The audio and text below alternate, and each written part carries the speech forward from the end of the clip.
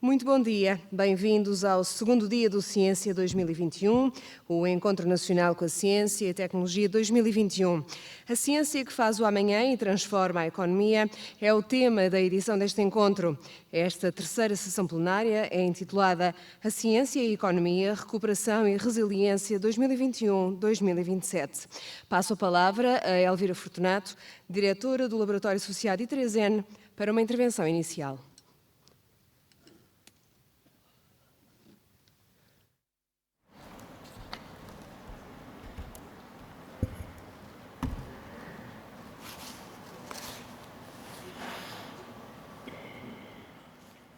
Muito bom dia a todas e a todos, portanto, aos presentes fisicamente, aos presentes de forma digital. Sejam muito bem-vindos a esta sessão plenária intitulada A Ciência e a Economia, Recuperação e Resiliência 2021-2027. Temos hoje aqui um painel que nos irá falar desse tema e que é composto pelo Lars Montelius, diretor do Instituto Ibérico de Nanotechnologias, que nos acompanha remotamente, Villax, presidente da Hovione e também presidente do Conselho Consultivo da Agência Nacional de Inovação, Mota, diretora do Instituto de Medicina Molecular, Isabel Furtado, CEO da TMG, presidente do Conselho de Administração do Centro Empresarial para a Inovação e Desenvolvimento, CEA, e também presidente da Cotec Portugal, Associação Empresarial para a Inovação. A moderação será feita pela Joana Mendonça, presidente da Agência Inovação Industrial. E o encerramento desta sessão será feita pelo Sr. Ministro de Estado da Economia e da Transição Digital, Pedro Cisa Vieira. Como sabem, o Programa de Recuperação e Resiliência vai permitir que sejam feitos em Portugal um conjunto de grandes investimentos e reformas que irão fazer com que Portugal, e em particular na componente 5, as chamadas agendas mobilizadoras para a inovação empresarial, aumentar a competitividade e a resiliência da economia com base em investigação e desenvolvimento, inovação, diversificação e especialização do tecido produtivo. Estas agendas devem contribuir de forma efetiva para Portugal atingir os seguintes objetivos estratégicos até 2030. Primeiro, contribuir para a alteração do perfil de especialização da economia portuguesa, incentivando atividades de maior valor acrescentado e intensivas em conhecimento, orientadas para os mercados internacionais e para a criação de empregos qualificados. Segundo, aumentar as exportações de bens e serviços. Terceiro, incrementar o investimento em investigação e desenvolvimento de forma a que se atinja 3% do PIB até 2030. Quarto, reduzir as emissões de CO2 em 55% até 2030, em linha, quer com uma trajetória que permita, em linha com uma trajetória que permita a neutralidade carbónica em 2050. Como podem observar, estamos na presença de metas extremamente ambiciosas, mas também vamos ter um nível de investimento nunca feito em Portugal. Podemos dizer que não vamos ter desculpa para não as cumprir. Então, eu iria passar ao debate propriamente dito e ia deixar já um repto, que é como se irão conseguir estas metas tão ambiciosas.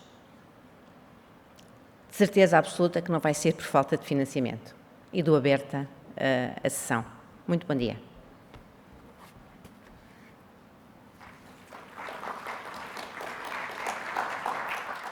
Segue-se um debate moderado por Joana Mendonça, presidente da Agência Nacional de Inovação, a ANI. O painel é composto por Lars Montelius, diretor do Laboratório Ibérico Internacional de Nanotechnologia, que participa por videoconferência, Villax, presidente da Hovione e do Conselho Consultivo da Agência Nacional de Inovação, Mota, diretora do Instituto de Medicina Molecular, e Isabel Furtado, diretora executiva da TMG Automotive, presidente do Conselho de Administração do Centro de Engenharia e Desenvolvimento, o CEA, e presidente da Cotec Portugal. Passo a palavra à Joana Mendonça, presidente da Agência de Inovação Nacional de Inovação, para moderar o debate. Obrigada. Bom dia a todos. Bem-vindos a esta sessão. para facilitar a comunicação entre os diferentes participantes, eu vou passar para inglês. Good morning, everyone. Hello, Lars. I can see you from here. Welcome. Welcome all. First of all, I'd like to thank Elvira for her introduction and to remind us of the goals and targets that we have in front of us for which we are using the recovery plan.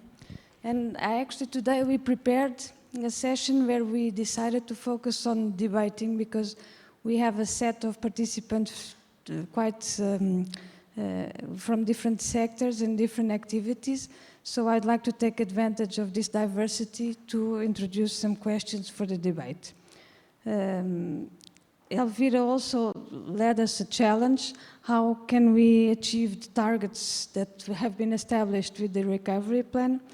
I'm not sure we can solve this question in this 1.5 hours, but we for sure will do our best.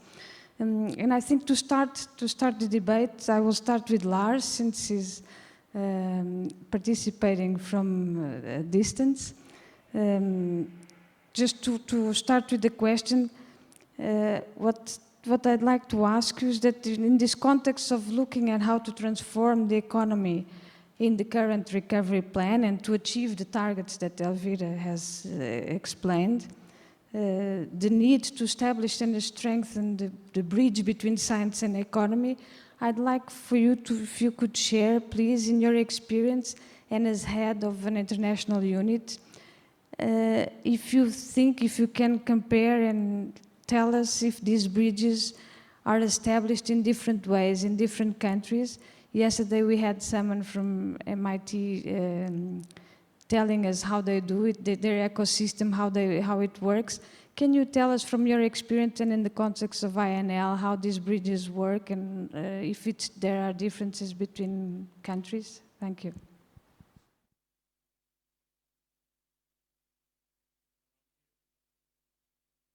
We cannot hear.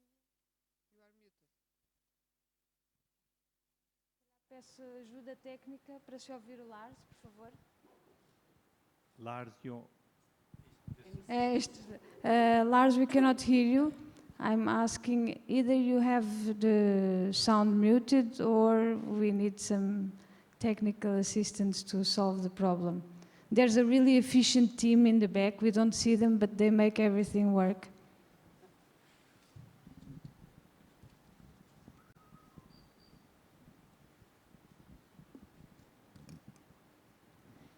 Still no sound. So we'll try again. If not, we can. I don't know if there's any information from the technical team that I can work with. If we should move.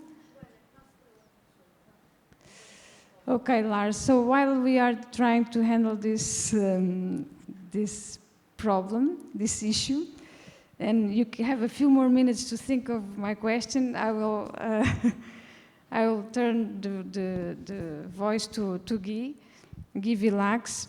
The pharma sector is probably one of the sectors, the oldest sector making this transformation between science and to the economy. I don't think there's a pharma sector without science. I don't think that's possible. So in your large experience in transforming knowledge into economic value, what do you think are the main mechanisms that can be used and in order to achieve the goals that Elvira started? What does your experience tell us? So, turning knowledge into money is innovation. And I think in an audience like yours here, where the large majority of attendees are scientists, I'd say that you shouldn't hide in your lab.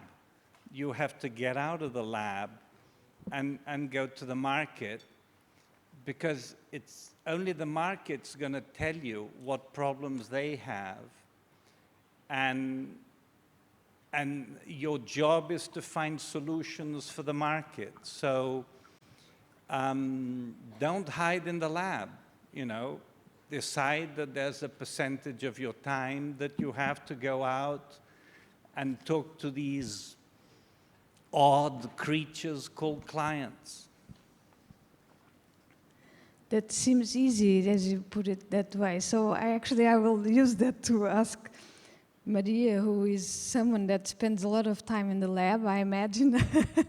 Maybe not as much as she wishes right now because of her responsibilities, but actually this issue of going out of the lab leads me to a question for you, which is, do you feel that there are difficulties, there are obstacles in going out of the lab and looking at the market? How can you establish these bridges, and how does this affect actually your research as a scientist? Of course there is difficulties, and they are not only ours. I think it's the entire world, okay? It's one thing that sometimes we think is only we have that problem. I think the entire world has that problem, and I think it's a problem of communication because we have different languages, okay?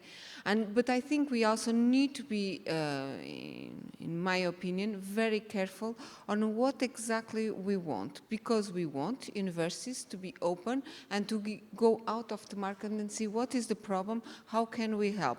But we also want scientists really to be in the university, close in their labs, thinking about their ideas. We want diversity, so we want really people that don't care about the market, that doesn't need the market, etc. We want people that are as much as creative, because sometimes, as we have seen really in the experience in the past year, sometimes these very creative researchers, suddenly there is a need in the market and the solution is just out there and the communication is necessary, but it happens. But it only happened because the creative process happened until a certain point without the market asking what it needs or not. On the other hand, we also need researchers, we need the market to come to the university, we need the scientists that go out to the market and say, what is necessary here? What I think is very important is that we don't get obsessed with a solution. There is no simple solution. There is multiple solutions, and what we need is diversity. To say this is difficult for a place like ours that is small. The world is very big, okay? And probably even the world is small. But our reality is really tiny. And of course, how are we going to create diversity in a place that is tiny? And I would say, in my opinion, and very simple, is just we need to really bet on people. The best people, whatever they are, if they are creative, if they are more pragmatic, whatever, they have their features, but they need to have something good. I think we need to bet on that. And if we bet on people, of course, this is a long term, and we are now talking about something that we need to solve and really deliver in 3 years, so it's a different type of thing. But what we should have done, but we need to continue to do, is not because we now have a very short-term goal, that we can forget the long-term goals. And the long-term goal is going to be always people. And is to really bet on people, the best people, and they will find solutions. And you think about, for example, the pandemic. I think it was really, the science was there, you know, the RNA was there. Probably 10 years ago we thought RNA would be like something. No, it was like the male guy that goes from the nucleus to the cytoplasm. Not that interesting. Of course, we already knew that RNA was interesting. It was even a Nobel Prize already, you know, for the RNAi and etc. But in fact, it didn't deliver as much as we thought at that time. In fact, it was a big disappointment, that one. And now suddenly it came as an amazing solution and quick solution that we needed now. So I really think is very important that, in my view, we need to communicate more. I am the one that basic researchers, I work on a disease, but really from the point of view of basic research. And really, I even was a little bit against, like, why I want to be in my corner, and I'm not anymore like that. I have seen, also because I'm in front of an institution, I see the diversity of researchers. They want different things, but what I think is important is that we communicate constantly. If we communicate constantly, I think we start to have the same language. But Maria, hang on. You're saying that, I want to be in my lab. But I'll give you, researchers at university have things called students. And I'm amazed every time I interview students that are finishing their masters. They're looking for jobs, but for somehow they have such little understanding of industry. If they did a chemical engineering masters, they don't even know which segments of the industry are growing and which are not growing. And they should obviously be looking for jobs where it's growing. Of course. You see, university is too disconnected. You're too much ivory tower. I totally agree with you. I totally agree with you. We are better. I can tell you that I finished university knowing that I wanted to be a scientist. I didn't know what was to be a scientist. I didn't have anyone in my family that have been even in university. So I'm a first generation in university in my family. I left university without I was in the last year when I realized what was nature or science, the journals, scientific journals. I didn't know what nature or science was until my last year of university. Something was wrong, and of course it's not anymore like this. So really, universities need to open to the world, okay? I don't think we need, at the same time, I don't think universities need to be also this space of people to dream about future, to know what the world is. They need to provide a world. And this is what university is not providing, okay? And that is important. And I agree, it's about science, I think it's about industry, it's about everything. The university needs to be the place that a student, independently of what social background came or whatever, starts to see the world. Some of them already had that, but others didn't. So they need to provide the world, and they don't. That is a problem. But I think then what we need is to communicate more and more and more. But again, one thing that I want to leave here that I think is very important is that let's not get obsessed that it's just this communication. It's communication about everything. If we provide students with the world, with different opportunities, see what is growing, but is one interesting thing here what you said. What is growing now might not be what is in 10 years, because none of us is illuminated enough to know what is going to happen in 10 or 15 years. And I think the world is showing us that. It's changed so much. But what we need to provide is different opportunities. So I'm going to just take the keynote I understand from both of your interventions is that we need people, education, communication, and diversity. We already have 4 ingredients. Lars, I think we have you online again. Shall we try again and see how you add? Yes, we can hear you. Thank you. Now the sound is okay, I guess, right? So I listened to the debate now. I would like to add into that, right? But the question you had was about how do I feel what is happening in the world and how my perception, if there are differences in other places, etc. Right? So I think first of all, the recovery plan that we are seeing now has never been seen before. So it's a really new instrument, right? And I think we have all the possibilities to engage with that and actually make something that is significant, right? But in order to make it significant, I think we need to, as has been discussed already, to communicate. We need to talk with each other. We need to bring us together, right, for the better good and try to see how we can actually make a difference. I think the pandemic showed us very strongly the importance of science. And I think everyone in society understands that science is important, and it was partly science already being developed that were put into operations in order to respond to the pandemic situation. Which was maybe a little bit poor in a way is that every country tried to do everything by themselves instead of working together in a much more better, coherent way.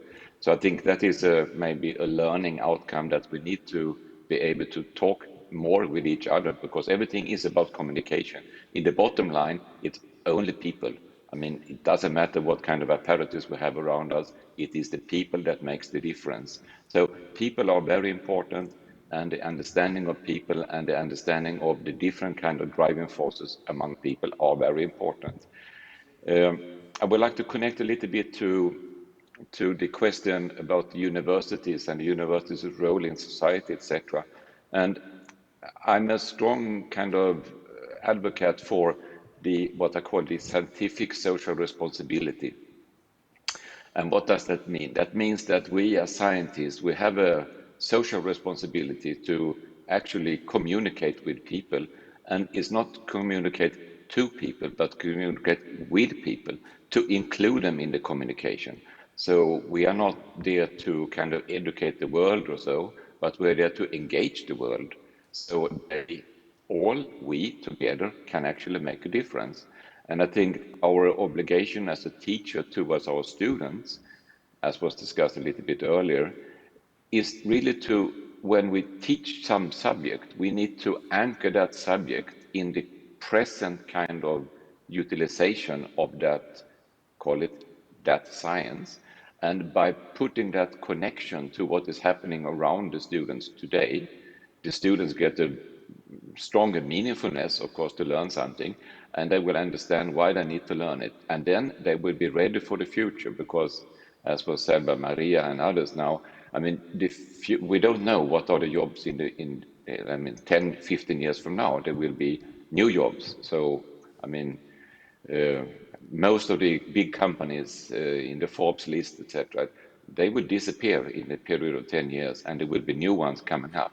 So there will be new professions. So we need to give the kind of education that allow people to be engaged in the future. But to do that, you need to anchor the exact discipline, what you teach, in the present system, so people can understand it and actually make it and how to use it meaningful. And I think this is very Lars, important. Can I because just bring back the discussion Sure. to the context of this session and more in this interaction of bringing value from science, and in your experience and with these ingredients, what can you tell us about the plans for the recovery plan, and how you think of this experience can be used to maximize with concrete projects that you are undertaking at INL? Can you give us a bit an example of how this is working and how these ingredients are being put together?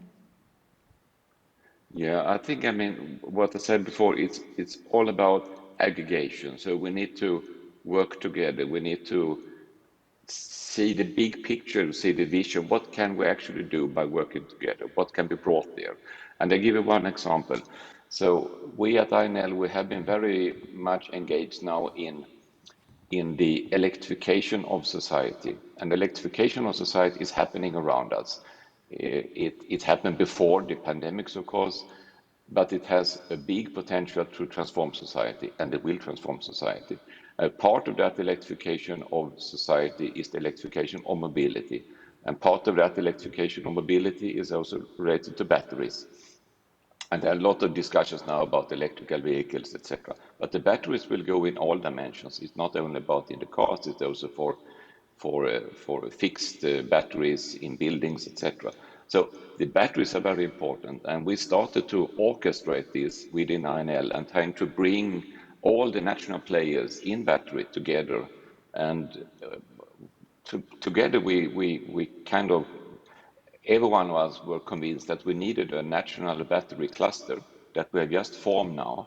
And this national battery cluster is making the kind of strategic plan now, and hopefully it will be a strong connection then to the recovery plan. But the idea is not about battery in itself. It's really battery as an enabler for the utilization of all the possible resources, the value chains that will exist according or along to the electrical mobility. Everything from battery, but also to the services that can be provided in the cars or between the cars and the cars in itself, the different form factors, the new kind of batteries for the future, etc. So there will be huge development, and by putting all the efforts together, there is a high likelihood that the utilization of the recovery funds in Portugal for the battery value chain will make a big difference also for the European scene. So it's not only local, we will use the funding locally, but we will create a bigger kind of connectivity in the European dimension that will bring higher prosperity not only to Portugal, but also to Europe and to the world in its extreme, right? So I think this is one good example where we as an organization, being not connected to anything in a way, right? I mean, we're in the governmental, but paving the way by aggregating, asking people to come and work, and then we work together and bring something that could be useful. Thank you, Lars. I now pass to Isabel Furtado, which has experience in a completely different sector. And what I'm wondering is, in your experience already in the textile sector in establishing these bridges, how you'll use this experience in the context of the recovery plan, and if you can give examples of how this can be used in the context of the recovery plan. First of all, before I answer that question, let me just give you some forwards about the textile industry.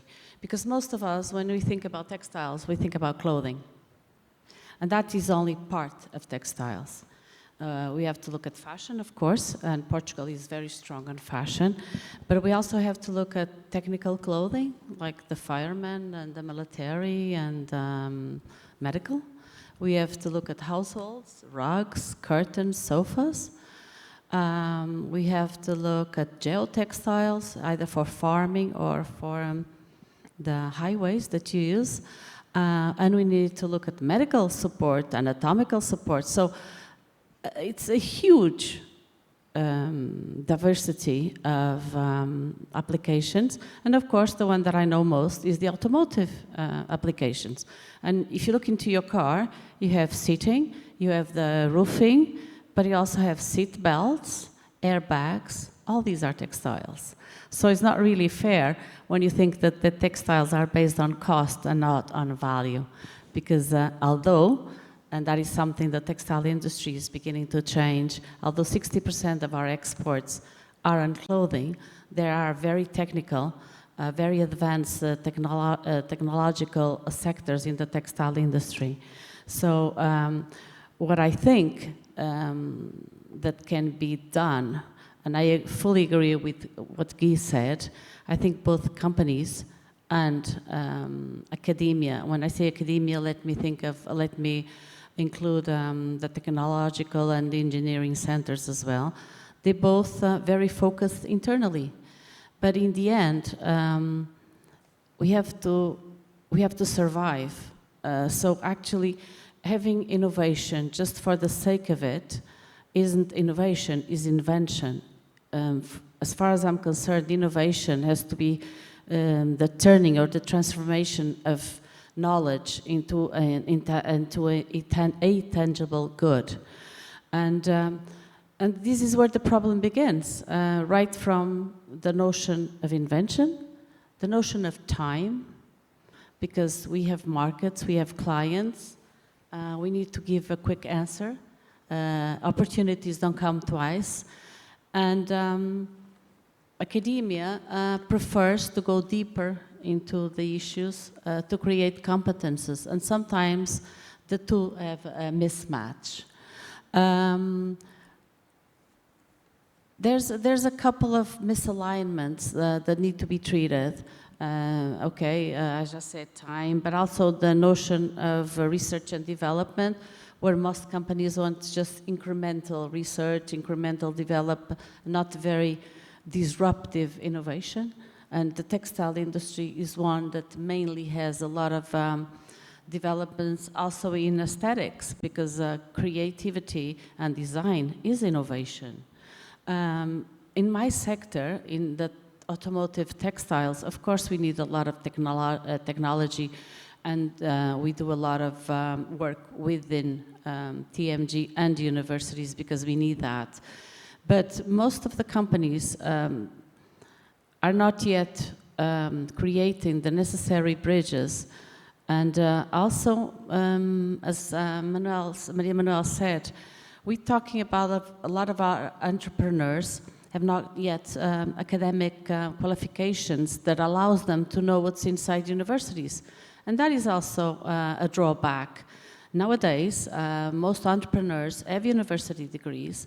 Most people that are in the companies, whether they're second or third generation, have university degrees.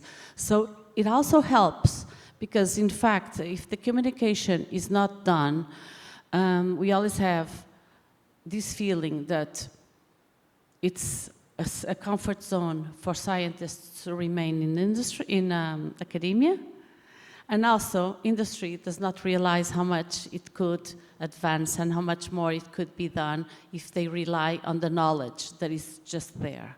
So I tend to also agree now with Maria Manuel. The knowledge has to be there, but has to be focused on the trends of the market. Has to be focused on the knowledge from the outside, not just the knowledge from the inside. And the textile industry is not different from any others. So really, if we have the correct alignment, we have the correct initiatives, if we have collaboration between where the knowledge is and where it can be made into a product, I think we can take a great advantage of the new program that is coming. Can I just ask you, Isabel, for a few more details in this alignment and how this issue of time and different communication issues come together in the recovery plan in the case of mobility? How I know that you are probably being involved in one of the agendas. Can you tell us a bit how you use this experience that TMG has built over the years now to align all the institutions and people to a common goal, which is in the context of the recovery plan? Can you give us a bit more information on that? When you're talking about mobility, you have to look at the two major trends, fossil-free and shared. So, of course, we have to align industry to go into that direction. It's like it's no use to make heavy materials if the cars need to be lighter. It's no use to make very soft, fragile materials if you're going to have car sharing. So, in fact, if you align the needs, and that's why these agendas mobilizadoras are so important, because they're going to work in collaboration. We're going to have some SMEs, and Portugal is majority SMEs, but we also need to include the big companies, because the big companies, and big in Portugal doesn't mean they're big everywhere. On the contrary, a big company in Portugal is a medium size in the rest of the world. But you need to have these big companies like the pulling force to take the SMEs along. But you also need collaboration with the universities, with the engineering centers, because there's a lack of qualified human resources, capital, and knowledge in most companies. And unless we do it together, it's going to be a waste. And like we've seen before, if the funds are not going to be used, will be two wastes, let us say. The waste of not having the money spent, and the waste of not having innovation impact that we all desire. So it's easy to talk about TMG, because TMG is a so-called big company that has been established and has had innovation since the 60s. The first innovation department, TMG, was made during the 1960s. So I'm lucky I went into a company where that existed.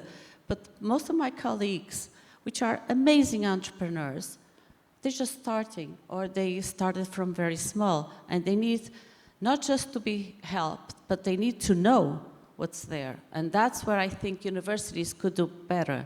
They could advertise in the right way, they could market, they could go outside and tell us what they can do, what their capacities are. Because unless we make this bridge, we're going to end up, like we've done for the past years, mismatching the needs from the industry with the investigation that is done at universities. And this could be wasteful. You could use this a lot better. Thank you, Isabel. Guy, looking back at Can I make a pharma comment and looking there? at the development of, I don't know if Lars, you wanted to intervene? Yeah. Could I just make a comment there course. about what was discussed now? One difference that I've been looking at when it comes to the, let's say, the industrial, also the SMEs' abilities to understand what is happening at universities and to use that knowledge is that there is a difference in the South European countries versus the North European countries when it comes to educated PhDs working in industry. So in the northern countries, it's much more an academic career. No, sorry, it's much more a research career to be a researcher inside a company instead of just being trained to be an academic researcher. So in the South European countries, most PhDs, they think that their career is in academia and they do not consider the career in industry as an important career. And I think this is something that hopefully the Recovery Fund can translate. It will take some time, of course, but I think the introduction of educated people in industry is very important. And to do that, I think you need to put in all these mobilizadores a program of, let's call it industrial postdocs or industrial utilization of having educated people that actually take jobs in industry and work with industry. And the industry needs to understand that that is important for them as well. And I think the recovery funds would kind of lower the threshold to have more doctors integrated in the Portuguese industry, which I think would be very beneficial for the Portuguese economy. Thank you, Lars. I think the challenge currently is how we use this instrument that is currently being put in place in the context of the recovery plan to do all that and to take advantage of what has been done and built in the last years. And with that, I ask again, give Villax from his experience in pharma and Hovione, and in considering the development of innovating pharmaceuticals, and considering your, I'm sure you have a lot of experience and a lot of cases of success of this connection, and how can you use this experience in the context now of the recovery plan, and how did you build on these success stories to develop the projects that you are now developing in this context of the agendas? Can you tell us a bit more about this challenge, especially considering the time and the goals, the targets that we have established? Okay, so specifically in the context of this plan, the PRR, I'd probably say three things. The first is that to date, it's been more of a distraction than something tangible. I mean, we were announced the PRR in March. We're now close to July, and we know absolutely nothing of tangible.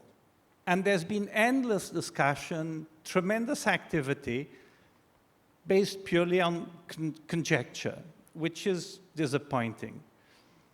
And if there's anything good out of these 3 months, is because there was a signal that this was supposed to be built with consortia. I mean, it got a lot of people talking to people that they would never have spoken to otherwise. So I think that's positive. The second thing is that if PRR is all about tangible results in terms of exports and creation of jobs, then we cannot be looking at research projects to be turned into business. That's an illusion. You should be picking projects that are past proof of concept, and we should be looking at them as pitches to the Shark Tank. In other words, either we have things that really look like they're going to be successful, And you should be much more looking at how do you get to the market? How do you distribute? What's the manufacturing cost? How quickly can you set up production? You know, what yields, what purity levels? You know, if you're not already in that kind of discussion, there's no way you're going to have substantial exports by 2025. So I think if you're still looking at how do you get those double bonds together, you're completely outside the picture. The other thing that I think is also of concern is that if the whole design of PRR excludes large companies, it's also unlikely that you're actually going to have impact, because you need a critical mass, if anything, to have ambition that your results really have lots of zeros. And if we continue to have this approach of sprinkling the money all over the place, you're not going to have results. Can you give us a bit more concrete examples in the case of pharma? Can you be a bit more concrete in the specific case of pharma, considering innovating pharmaceuticals? Well, pharma takes forever. So pharma is really not a good example in terms of, if you're looking at product development, I don't think these are compatible between having results by 2025 and starting now. However, if you look at technologies to solve problems in pharma, there you probably could go fast. And you know, COVID has shown that messenger RNA is really an extraordinary Pandora's box, that so many great results could be achieved.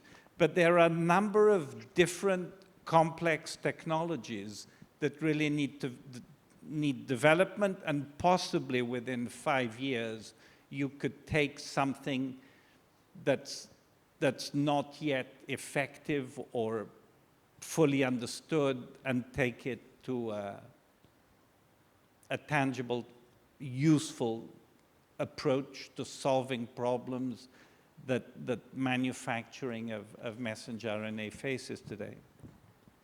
Do we have conditions in Portugal for this PRR, in this recovery plan to develop? Yeah, you have lots of brilliant people that are not in their ivory towers, yes. Good news. Maria, now I use this opportunity to come back to you. And I know you had the experience with the COVID tests. You developed, I would say, unusual sort of work for what you usually do. And I know from this experience you have developed some goals to achieve other innovative therapeutics. Can you tell us, in the context of the recovery plan, how this can be done? I don't know if it can be done in this plan, because someone will tell me maybe yes, maybe no. Okay, but it's very interesting, because as I said before, I'm like a basic researcher. I work on a disease, but really my fascination is about a parasite that interacts with our cells, and really that fascinated and still continues to fascinate me for more than 2 decades now. So really, I never worked on malaria because 1 million children die of malaria every year. It's not that I don't care, of course not, I am a human being, but it's not really what fascinated me. I was fascinated, and I'm fascinated by 2 entities, 2 cells that have learned through millennia to live together.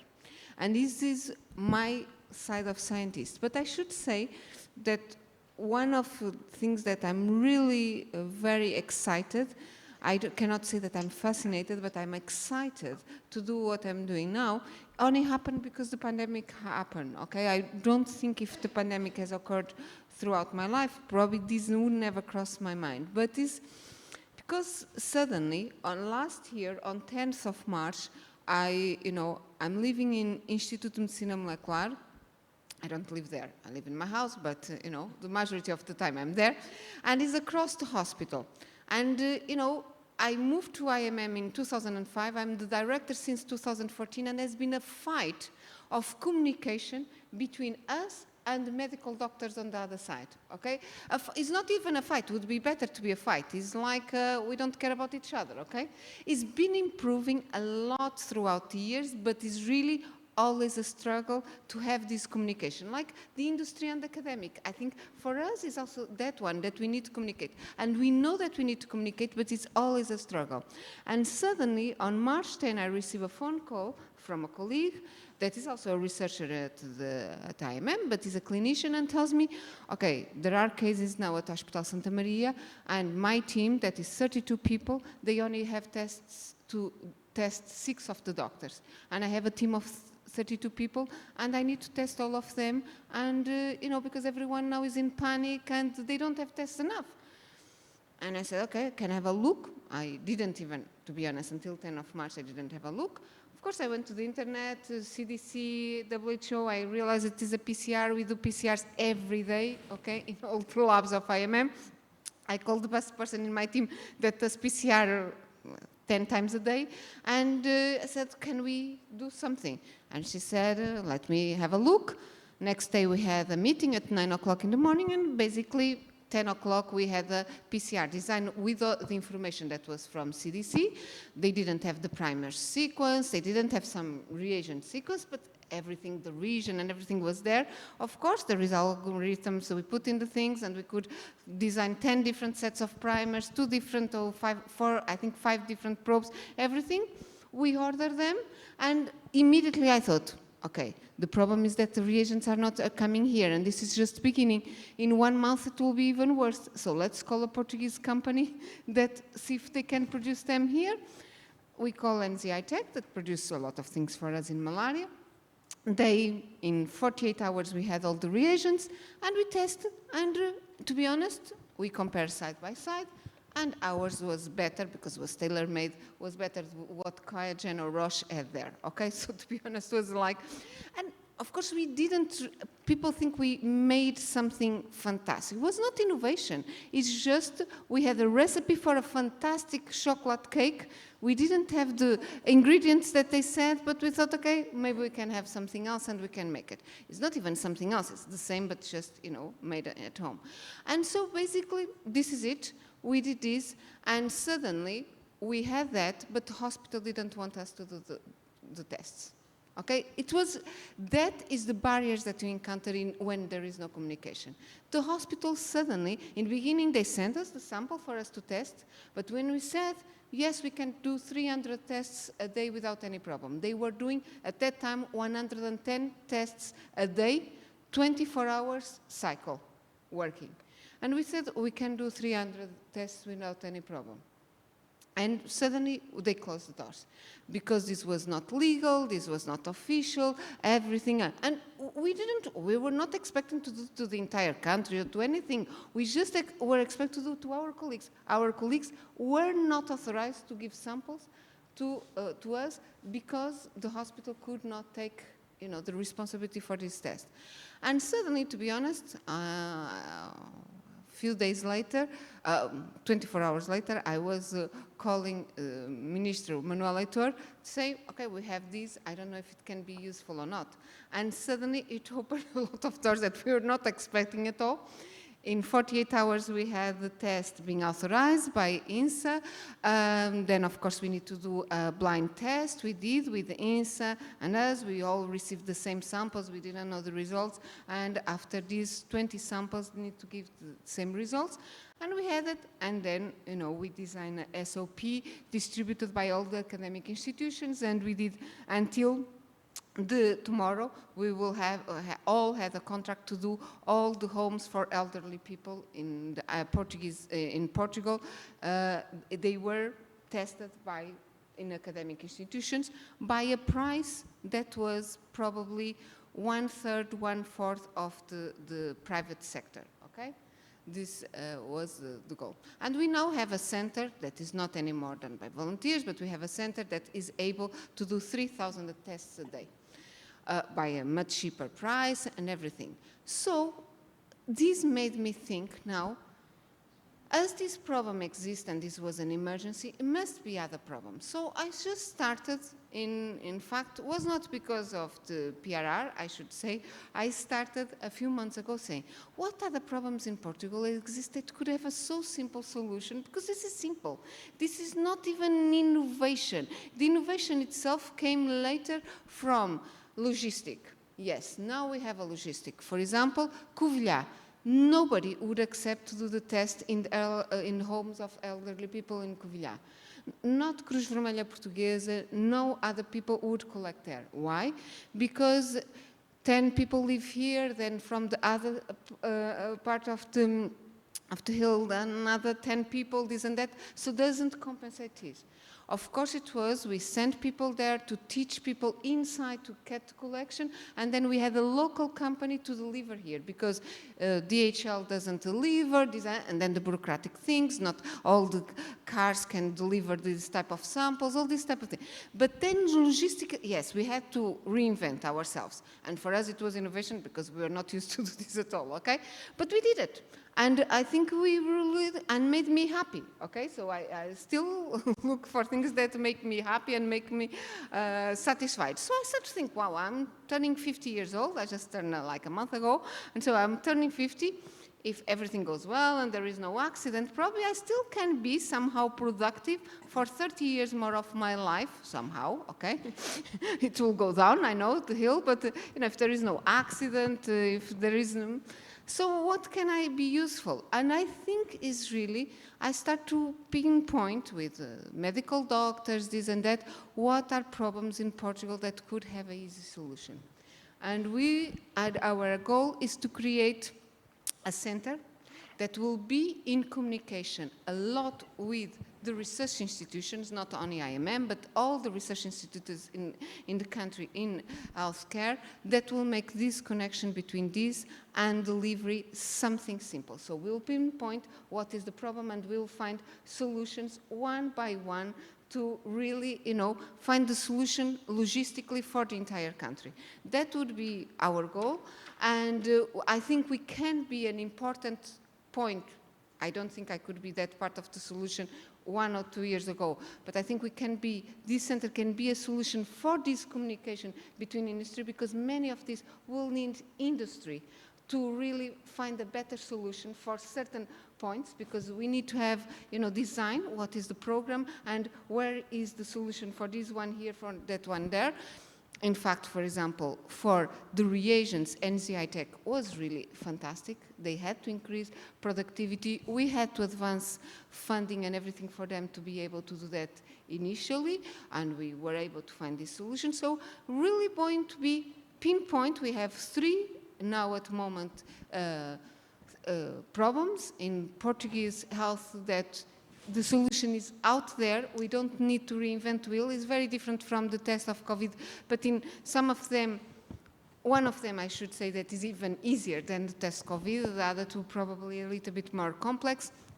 I have some social problems, some of them have industry problems, and we are now gathering partners to really deliver this to the population. So it's really innovation just in that respect, to have a communication of something that is out there. You don't need to reinvent the wheel. The wheel has been invented already. You just needed to put it to work in a machine that it works. Okay? Maria, and can I really just interrupt you? If you could add on this example, if you could just tell us how you believe that, considering the regulatory constraints that you mentioned of authorization, the entrance in the global supply chains, which you just mentioned, you are creating partnerships, and we see as key to address this issue. How can we export this chocolate cake? Mm-hmm. I think then, if you have a good solution, you can export your experience and you can export the logistic to put in another place.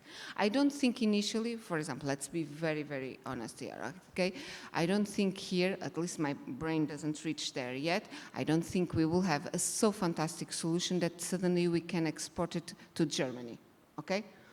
But I think probably we can have a very good solution that we can export it maybe to a state in the United States or a region in the United States, or to a country in Africa, or to South America, some situation. So I really think we probably can make it. And in fact, we are already operating in that sense. We are already, one of the problems, in fact, a lot of places, including Europe, would love this type of solution, I think.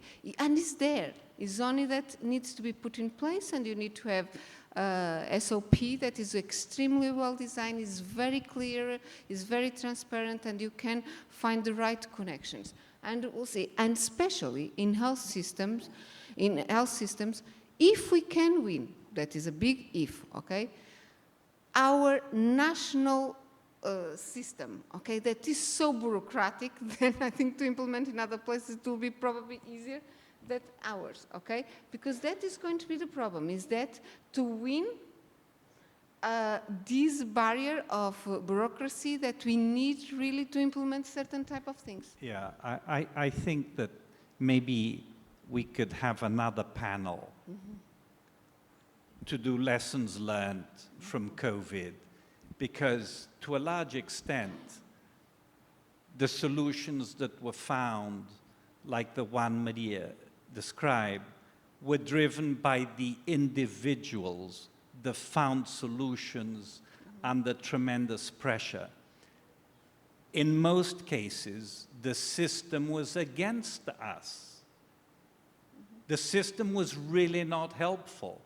So we ought to have a panel like this to try and pinpoint what we have the obligation to change, because next time we shouldn't have the system against us. But I mean, that's an interesting proposal, but since we are here right now, what can we learn from what we've done that we can actually develop in the current recovery plan precisely to achieve these goals of exports and R&D and decarbonization? Well, I mean, you take bureaucracy, a nightmare. You know, most scientists spend a ridiculous percentage of their time dealing with applications for funding, and it has very sterile bureaucracy. So that would be a good start. Okay, I would say that I fully agree with that. I mean, we have to think that even a lot of SMEs, they don't even start on consortiums. They don't even start because bureaucracy suffocates them. And it looks so complicated, so much paperwork that I've heard companies saying, it's not worth it. Forget it, I'm not going to do that. Which is a pity. Just to remind you, against us, my mask, and I must point out that EMM actually worked with a textile company right from the beginning, and they made a very interesting antiviral finishing to put on a mask. My mask is patented, it's biodegradable, but I had to approve it, not in Portugal, because it would take forever. So I approved it in Spain and in Germany, and it's approved, and I managed to make a patent. It's made with a completely biodegradable textile and then with a biopolymer on the elastics. But like Guy said, I probably would be still waiting for an answer if I was waiting for an authorization here. To make sure there's no ambiguity, Isabel got it approved in Spain because they were faster than here. Yeah.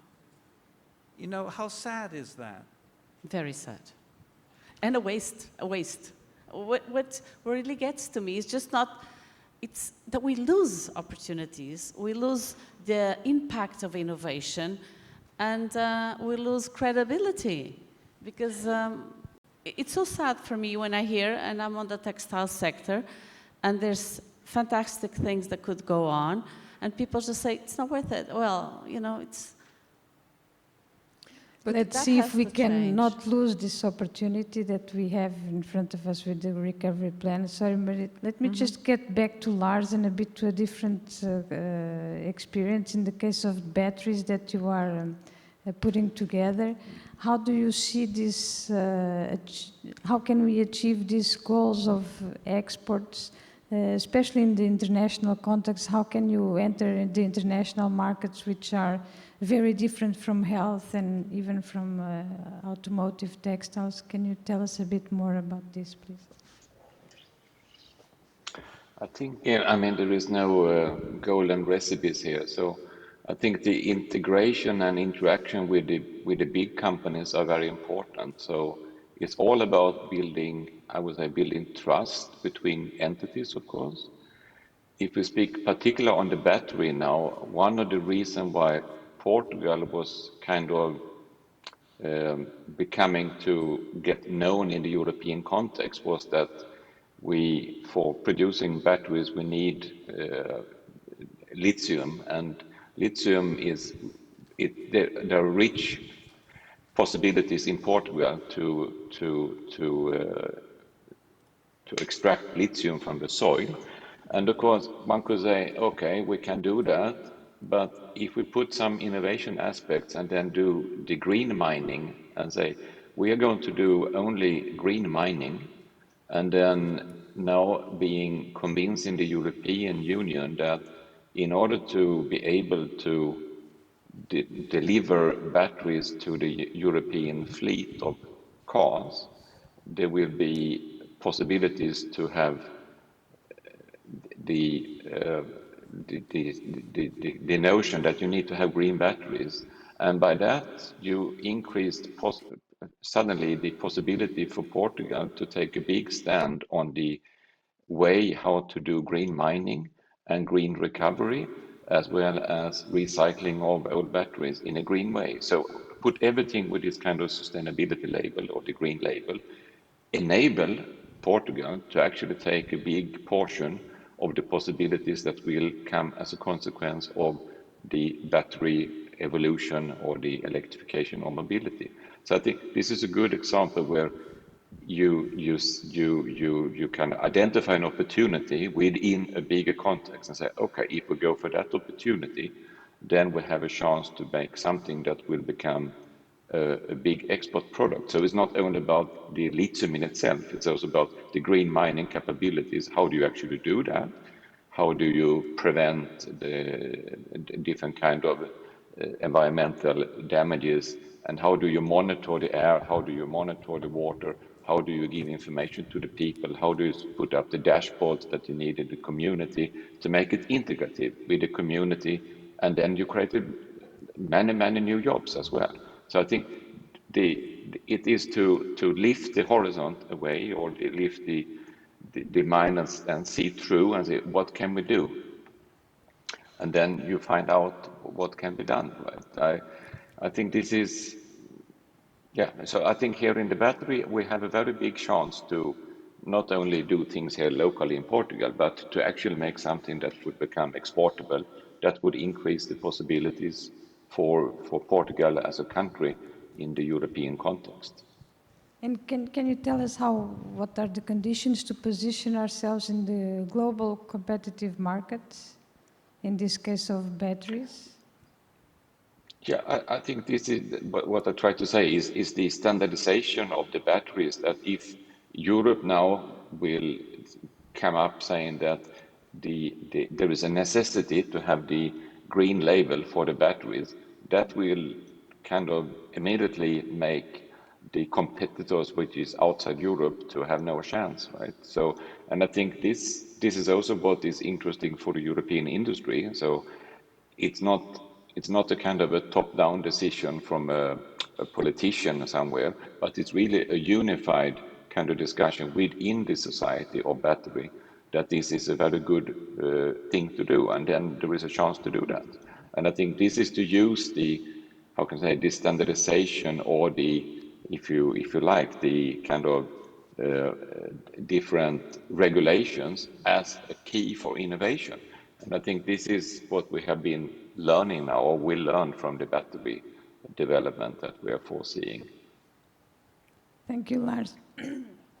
Isabel, looking more at the mobility plans and the goals in the recovery plan, and considering the story of the masks and hoping to have a success story, what do you think are key conditions to enter the global markets and to assure export in the mobility where there's high levels of competition? Well, I'm already into the global market with mobility because Portugal has no OEMs. So when you produce for the car industry, you start with exports. There's no Portuguese OEMs.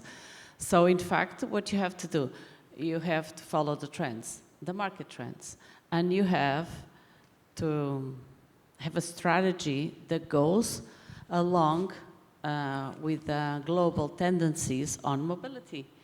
And of course, there are very interesting programs going on with the mobility cluster, the textile cluster, the battery cluster, and all these clusters actually relate to each other.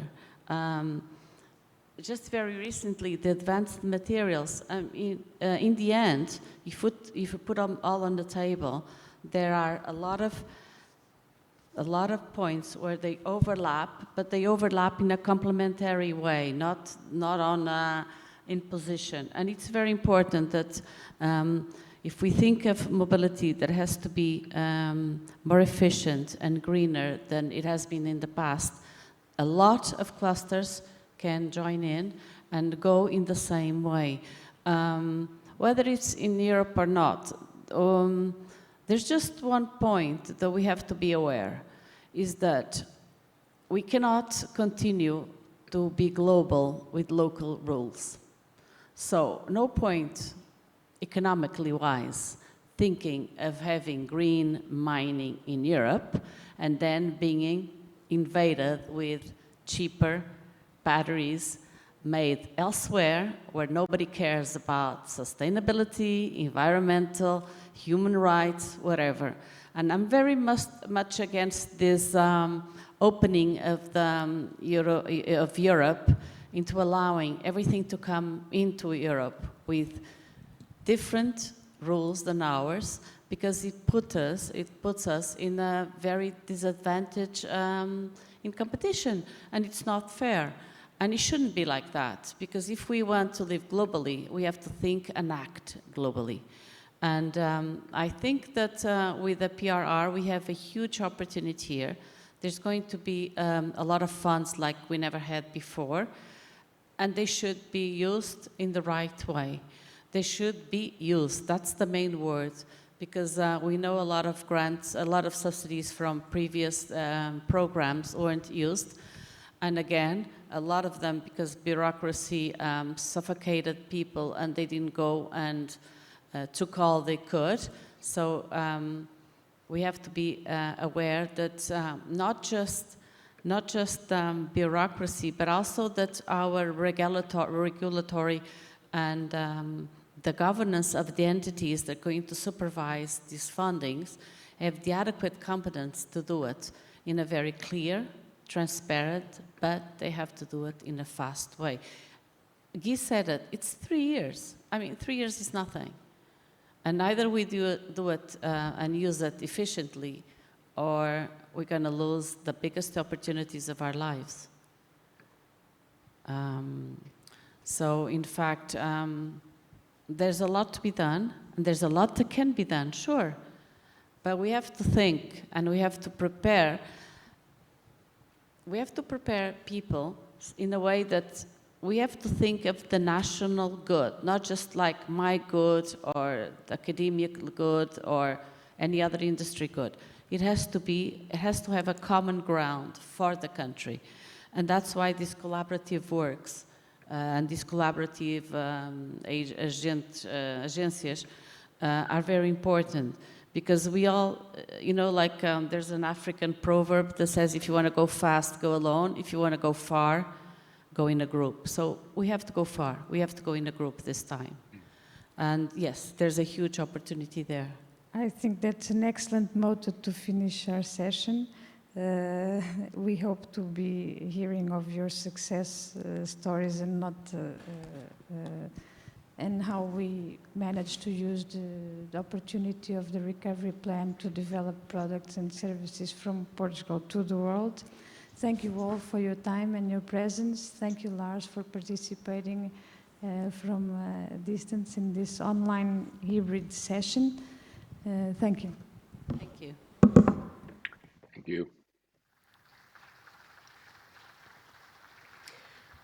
Para encerrar a sessão, passamos uma mensagem do Ministro de Estado da Economia e da Transição Digital, Pedro Cisa Vieira.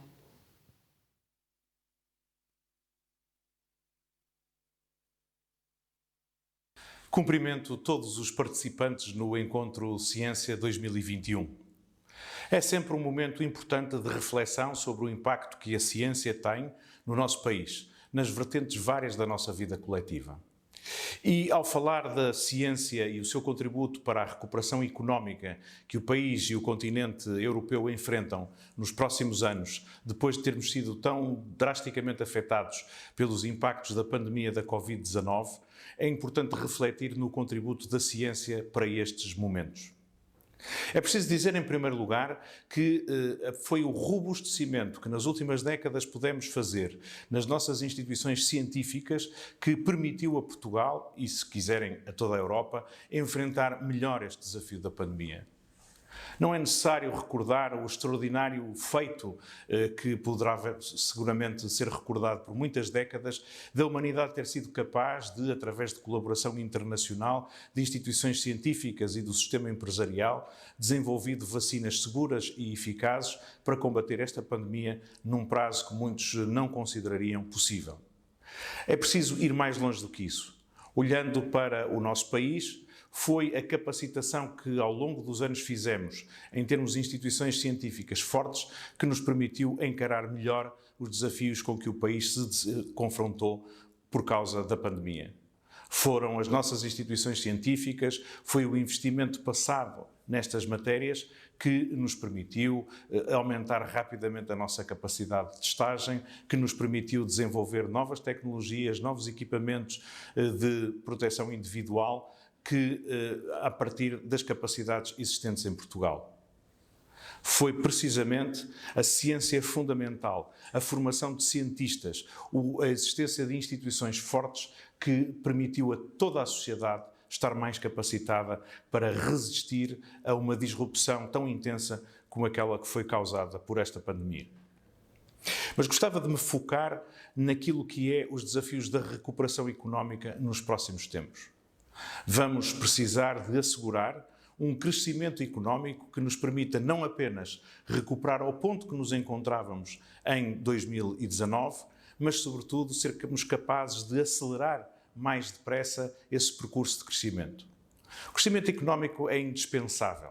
É o crescimento económico que permite gerar oportunidades de emprego, é quando o crescimento económico assenta no crescimento da produtividade que esse emprego pode ser mais bem remunerado, pode aproveitar melhor os recursos humanos qualificados que o país foi criando nos últimos anos, é, sobretudo, um crescimento económico que nos permite reinvestir o resultado da atividade económica e empresarial em novos investimentos e na suporte do nosso Estado social.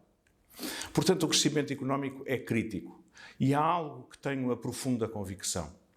Em Portugal, este processo sustentado de crescimento só pode advir através da orientação cada vez maior dos recursos que temos na nossa economia para os mercados globais, assegurando que clientes em todo o mundo preferem produtos e serviços feitos por empresas portuguesas. E também sabemos que isso se pode fazer agora, não através da aposta em vender barato, porque temos custos de produção baratos, mas sobretudo pela incorporação de conhecimento, inovação, tecnologia naquilo que fazemos. É através da possibilidade que tivermos de captar o conhecimento produzido no nosso sistema científico e tecnológico e transformá-lo em valor para os mercados internacionais que vamos assegurar este percurso forte nos próximos anos. Na última década, A política económica foi muito orientada precisamente para intensificar este percurso. É por isso que crescemos em exportações e ganhamos cotas de mercado, na medida em que cada vez as nossas exportações estão mais assentes em bens com incorporação tecnológica elevada. É esse percurso que queremos intensificar e acelerar nos próximos tempos. E é por isso que no próximo quadro financeiro plurianual vamos apoiar tanto a inovação empresarial e a capacidade de transferência do conhecimento que o nosso sistema científico e tecnológico é capaz de produzir para as nossas empresas. É por isso que no plano de recuperação e resiliência determinamos uma importância tão grande para precisamente este processo de transferência de conhecimento. Já falámos muitas vezes do programa das agendas mobilizadoras para a inovação empresarial. Elas consistem precisamente no incentivo a alianças entre empresas e instituições de investigação e de desenvolvimento de tecnologia para produzir bens para os mercados internacionais. O PRR conta com 930 milhões de euros para apoiar estas iniciativas, mas esse valor pode-se crescer em mais 2.300 milhões de euros, assim haja procura, assim haja bons projetos.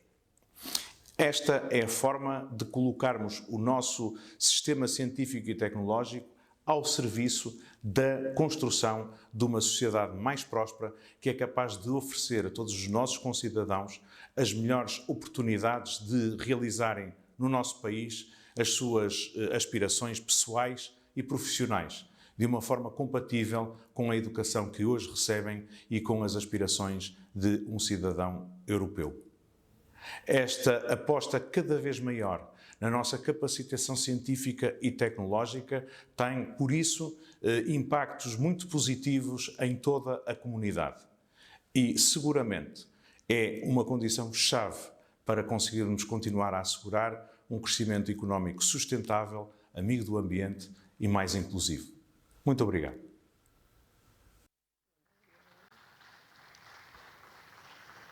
Damos assim por encerrada esta sessão e chamamos a maior atenção para o início de todas as sessões paralelas dentro de momentos.